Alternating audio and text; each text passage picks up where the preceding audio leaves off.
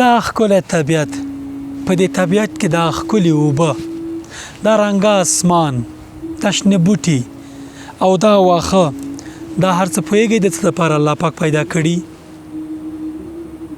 د دې لپاره چې ته پر خپل خالق ګران یې، ته یې اشرف المخلوقات ټاکلی او په تا باندې ګڼې لورینې کړي دي. دا بس و چې یوازې دا ټول نظام، دا ټول طبیعت سپین او تور وای، ژوند ورسره کېدو یوازې یو ډول مڼه وای، یوازې یو ډول انګور وای او داسې هر څه کم وای. خو الله پاک غواړي چې په تا باندې ډېرې لورینې وکړي.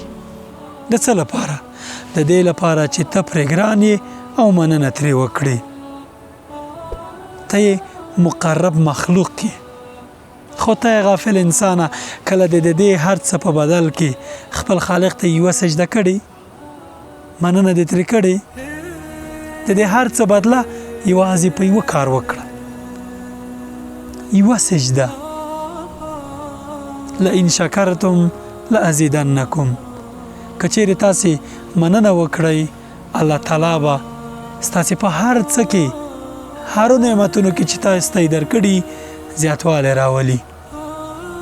السلام علیکم ورحمة الله وبرکاته.